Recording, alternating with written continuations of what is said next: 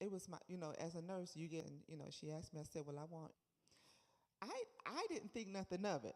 I just said, okay. Was I about it? I really didn't think about it because I knew Ann. And I said, well, it's okay. She said, no, that ain't okay. She ain't have right to talk to you like that. That's the enemy trying to egg you up so that you can go in there and act up. I said, it's okay. It's okay. I kid you not. Within 30 minutes, she came out around those same people saying, you can have both of those holidays off. And I didn't do anything. I just sat there and I just went on about my business, because she's the manager. What am I going to do? Argue with her and tell her I'm taking off? That don't make sense. But see, that's what the enemy will have you thinking and will have you doing to mess yourself up.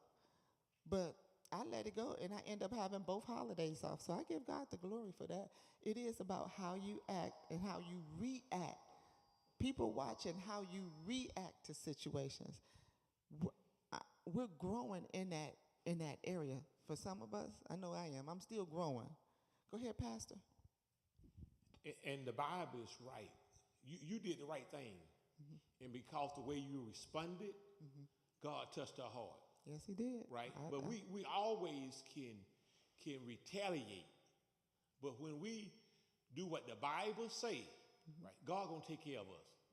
But when we say, oh no, I know I'm right, and then people will try to egg you on sure did. that you was in the right.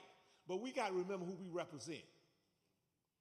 We gotta remember what we represent and allow God to convict and touch their heart. All we gotta do is live the word. What we preach and teach and say, all we gotta do is live the life. And when we live the life, God gonna take care of us. Yeah, and I'm gonna come to here because I got. Go ahead. You want to say something? Go ahead. Also not only the other people will be used by the enemy to edge you on, but sometimes it's the enemy himself that tell you no, waiting for to see how you react, and then you just kill him. You're like, okay, because they want to see you react, and like you say, come back later. You know what? Sometimes they even apologize for how they talk to you, and sometimes they'll give you what you want. Don't look for an apology, but a lot of times they want to see are you truly saved, and they're gonna try you. Sure and will. then if you have the other ones that came around, like you said, your other coworkers said, y'all need to talk to you. Okay, y'all in cahoots together, whether y'all know it or not, because y'all trying to see if I'm saved for real. And see, like within yourself, you gonna hear that stuff like, no, she didn't. But you got when you're around people, you have to be mindful. And the one thing about me is that I am my face will speak louder than my words. And sometimes, and this is the honest truth, sometimes I'm just thinking.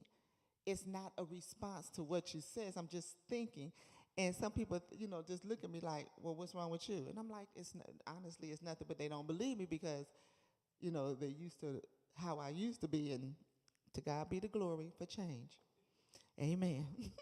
Now, to sum this up, because I don't have much time, actually, okay, so we said we can't serve two masters. You're going to serve one or love the other. Well, I'm just going to sum this up. We're going to serve Jesus. We're not going to serve money or the or material system. God is not against us having things and having nice things. If he was, why did he bless Solomon or even David? Why did he bless any of them? But he did. Martha and Mary was not poor. And neither was Priscilla or the person, I can't think of her name, who did in purple. None of them was poor in the book of Acts. Lydia, yeah. So it's not that, but like you said, it shouldn't have us. It shouldn't be that if God tells me, or if God told Minister Johnson to give Keisha that Louis, she should be able to just give me the Louis.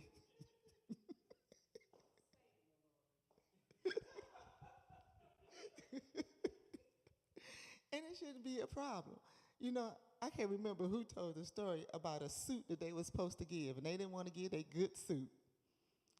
I mean, it was you. They didn't want to, 5 minutes, okay. They didn't want to give, we need a clock right there. They didn't want to give a good suit. But we got all these other suits. And whoever was teaching it, they had these suits from Korea that they was willing to give up. Was it you, Pastor?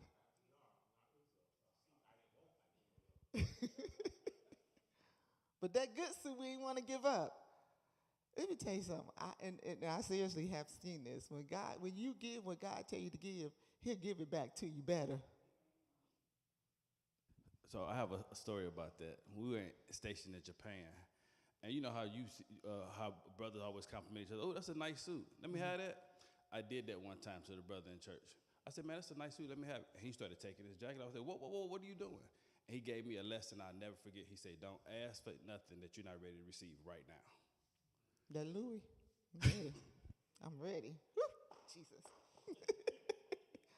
Okay, so when you look at it, when he set us up like that, he's telling us to trust him. Do not put your dependence on anything in this world, because there is nothing. If y'all saw today, there is nothing stable. Let me tell you something. One time I looked at my 401. I lost $30,000. And somebody who's near retirement, $30,000, you're looking at, that's like almost 6 months of my salary that I lost in a quarter. So I was talking to the broker. And by the time I had my appointment with him to talk to him, I got it all back. I was like, the market is just that unstable. So next month when we talk, I'm putting everything in security because I'm at a point where I can live my same lifestyle that I'm living now. So I said, I don't want to take no risk. But anyway.